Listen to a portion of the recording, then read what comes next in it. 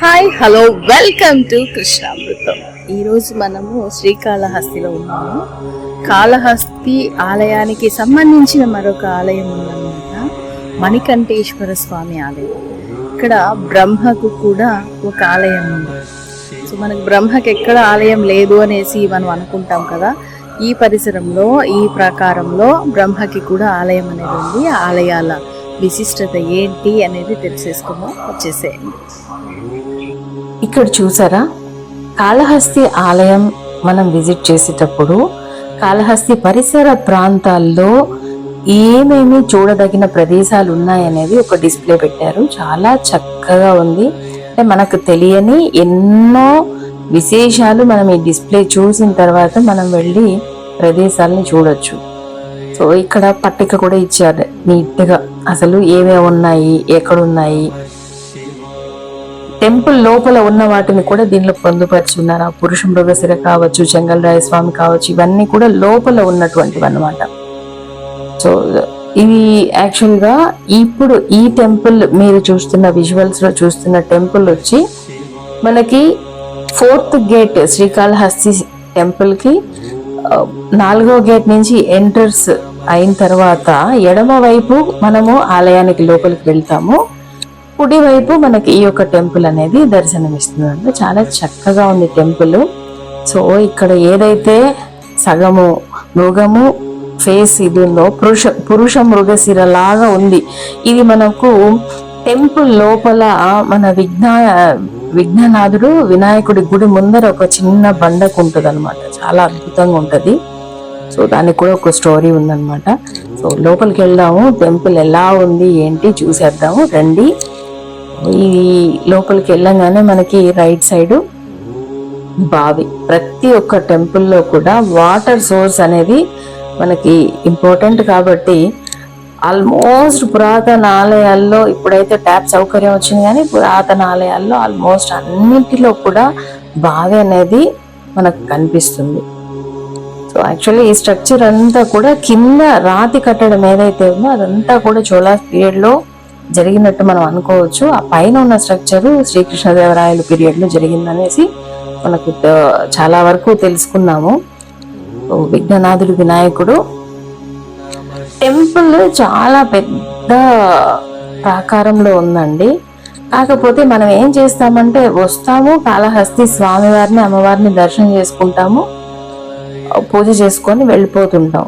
ఇలాంటి temples visit చేయాలి. యాక్చువల్గా ఇక్కడ కొలువు తీరిన తల్లి వచ్చి మణికంఠేశ్వరి అమ్మవారి పేరు. విజువల్స్ లో అంత క్లియర్ గా లేకపోయినా కూడా చాలా చక్కగా ఉన్నారు. తల్లి అయితే ఏమంటారు, లక్ష్మీ కళ ఉట్టి పడుతుంది అంటారు కదా, ఆ విధంగా ఉందన్నమాట. చాలా అద్భుతంగా ఉన్నారు తల్లి. సో ఇక్కడ మనకు ఈ యొక్క బ్రహ్మ టెంపుల్ అన్నమాట.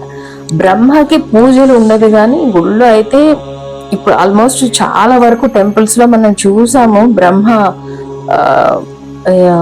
విగ్రహాన్ని అయితే. కాకపోతే ఆయనకి పూజలు ఉండదు, శాపము అనేసి అంటారనమాట. సో చతుర్ముఖ బ్రహ్మ గారు.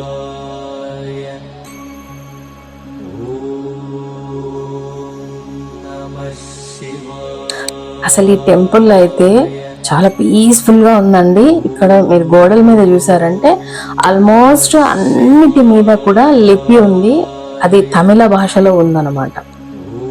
సో చోళాస్ పీరియడ్ లో ఏదైతే కన్స్ట్రక్షన్స్ జరిగి ఉన్నాయో వాటి అన్నిటికీ కూడా తమిళ లిపి ఉంది. కాకపోతే అది ఇప్పుడు మామూలుగా వాడుక భాష అయితే కాదనమాట. టెంపుల్ స్ట్రక్చర్ మాత్రం అదిరిపోయింది. అద్భుతమైన చిన్న చిన్న డీటెయిల్ వర్క్ కూడా చాలా అద్భుతంగా చేస్తున్నారండి.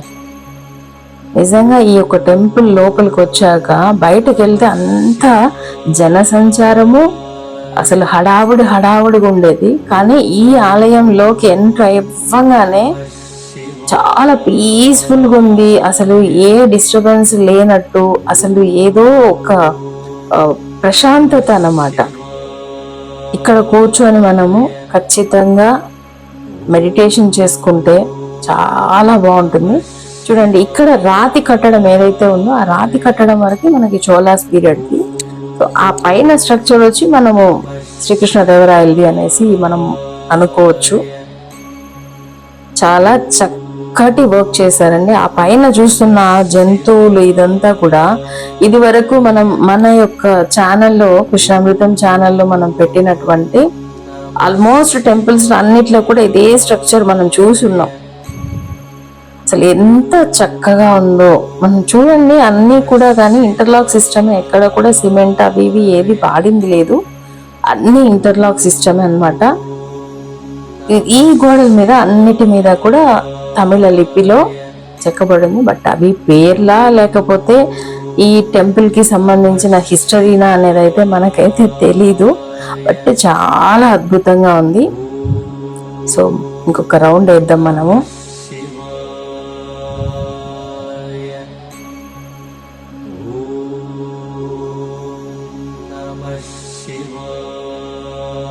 ఇక్కడే ఈ టెంపుల్ కి పక్కనే పంచలింగ అవతారం ఉంది, కానీ నేను అక్కడికి వెళ్ళలేదు.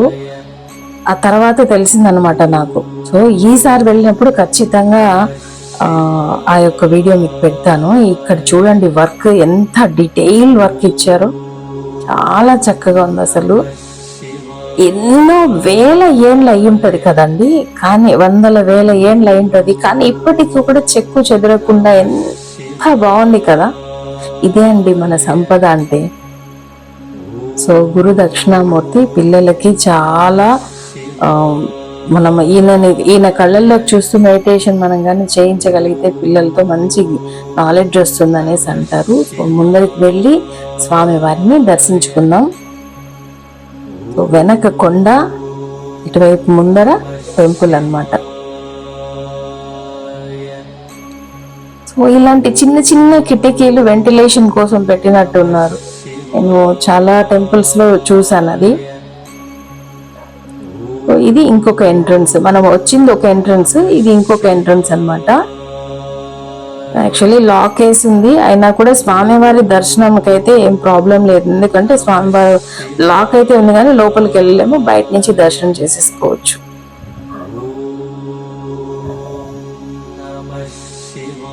చాలా అద్భుతంగా ఉన్నారు స్వామివారు.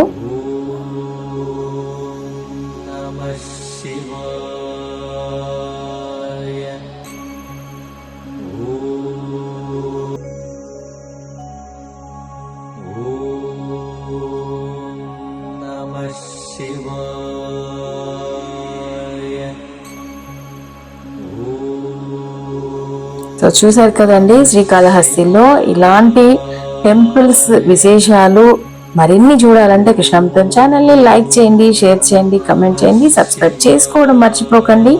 సబ్స్క్రైబ్ చేసుకున్న తర్వాత పక్కనే ఉన్న బెల్ ఐకాన్ని ప్రెస్ చేయండి, తద్వారా నోటిఫికేషన్స్ వచ్చి